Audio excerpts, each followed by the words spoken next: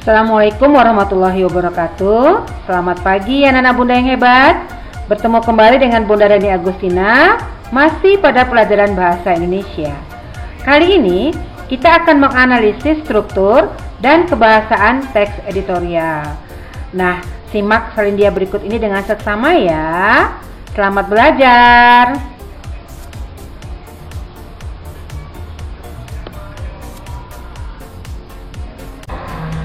Ada sebuah kata-kata bijak dari salah satu pejuang bangsa kita, yakni Bapak Muhammad Hatta. Beliau adalah Wakil Presiden Republik Indonesia. Beliau mengatakan, kurang cerdas dapat diperbaiki dengan belajar. Kurang cakap dapat dihilangkan dengan pengalaman.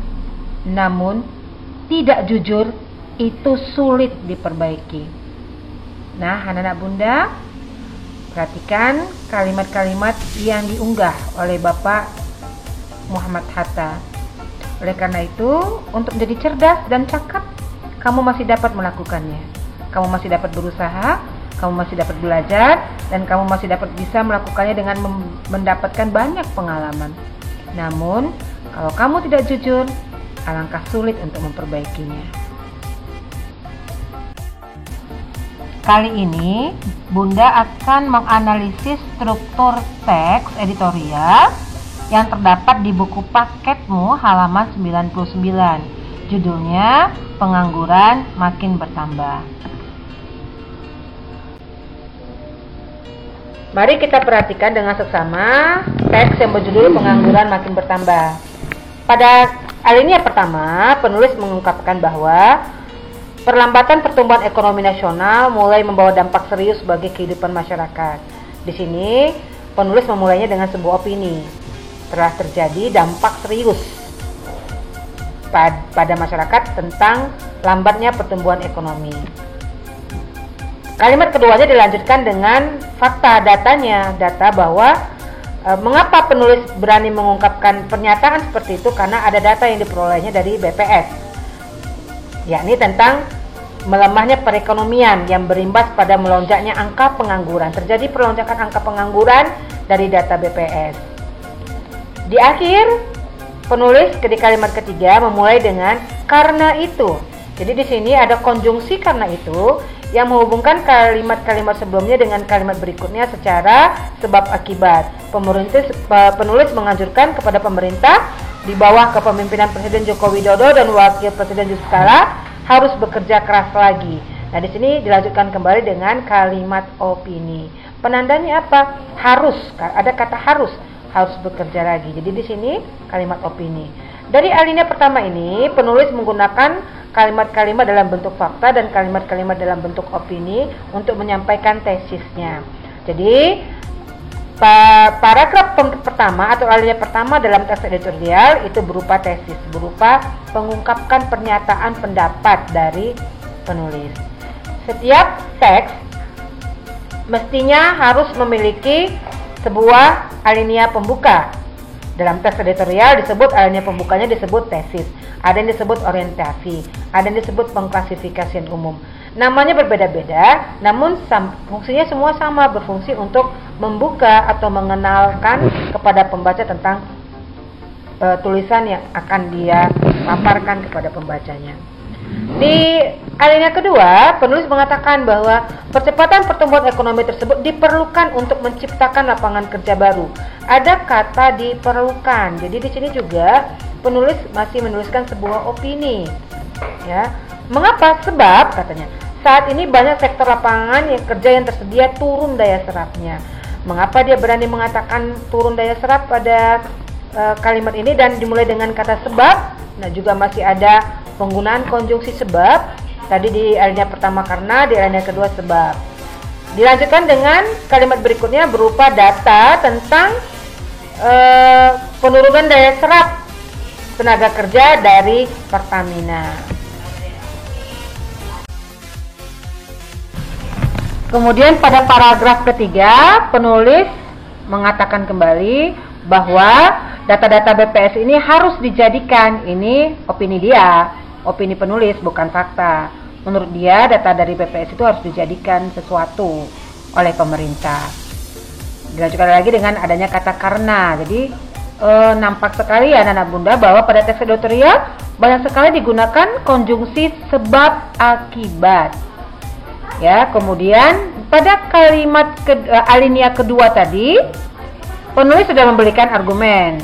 Dilanjutkannya dengan alinea ketiga, keempat, dan kelima. Ini penulis masih memberikan argumen-argumen.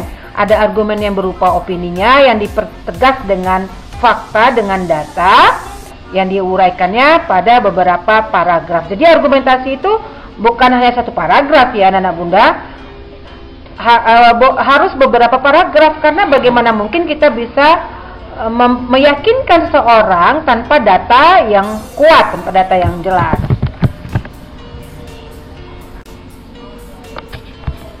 Paragraf 6 dimulai dengan kalimat pemerintah memang sudah mengeluarkan 6 paket ekonomi sebagai upaya untuk memulihkan bla bla bla bla.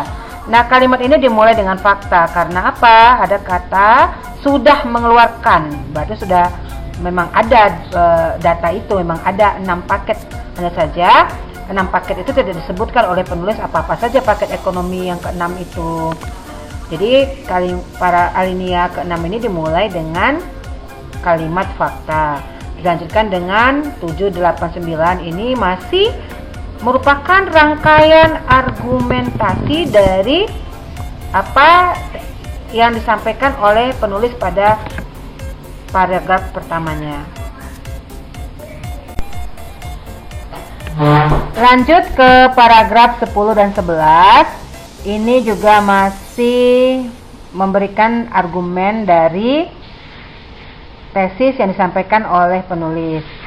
Kalimat 10, paragraf 10 dimulai dengan kalimat intinya pemerintah harus tetap optimistis. Ini kalimat-kalimat opini.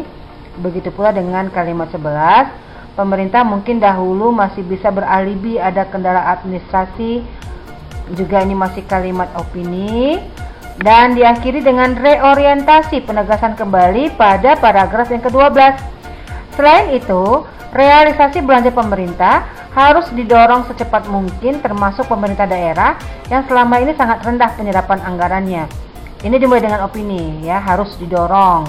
Itu kalimat-kalimat opini. Belanja pemerintah, terutama belanja barang, sangat diperlukan untuk menggerakkan roda perekonomian. Nah, ada kata menggerakkan, di mana tadi kalimat pertama pada alinea pertama adalah melambat, laju ekonomi melambat. Di sini dia tegaskan kembali harus menggerakkan roda perekonomian agar tidak terjadi perlambatan pertumbuhan perekonomian. Lalu diakhiri dengan kita tunggu gebrakan pemerintah untuk menangani membludaknya angka pengangguran tersebut. Ini juga ditutup dengan sebuah kalimat opini. Nah, kalau begitu anak bunda, dalam teks editorial ini ada kalimat-kalimat fakta. Selain struktur yang tadi bunda sebutkan, ada kalimat-kalimat fakta, ada kalimat-kalimat opini, dan ada penggunaan konjungsi sebab akibat. Itu baru yang secara umum ya yang kita lihat. Dari teks yang berjudul pengangguran makin bertambah, dapat disimpulkan bahwa struktur teksnya adalah tesis terdapat pada paragraf atau alinea pertama, rangkaian argumentasi terdapat pada paragraf atau alinea 2 sampai 11, dan reorientasi terdapat pada paragraf atau alinea yang ke-12. Kemudian terdapat 5 buah kalimat pada teks tersebut. Ada kalimat kritik terdapat pada alinea 11 yang berbunyi pemerintah mungkin dahulu masih bisa beralibi ada kendala administrasi dalam pelaksanaan proyek infrastruktur. Juga terdapat kalimat penilaian terdapat pada alinea ketiga yang bunyinya faktor melambatnya ekonomi global memang ikut memengaruhi ekonomi nasional. Lalu alinea 9 ya, mohon maaf. Kemudian kalimat prediksi jumlah angka pengangguran dikhawatirkan akan terus bertambah. Ini terdapat pada alinea 3. Kemudian kalimat harapan, Kita tunggu gebrakan pemerintah untuk menangani membludaknya angka pengangguran tersebut. Ini terdapat pada alinea 12. Dan terakhir, terdapat kalimat saran pada alinea 10 yang bunyinya, hal ini bisa dilakukan dengan memperbaiki sektor pertanian dan merealisasikan proyek-proyek pembangunan infrastruktur. Demikianlah pembelajaran kita hari ini anak-anak Bunda. Sampai jumpa lagi pada pembelajaran berikutnya. Semoga bermanfaat dan tetap semangat. Assalamualaikum warahmatullahi wabarakatuh dan selamat pagi.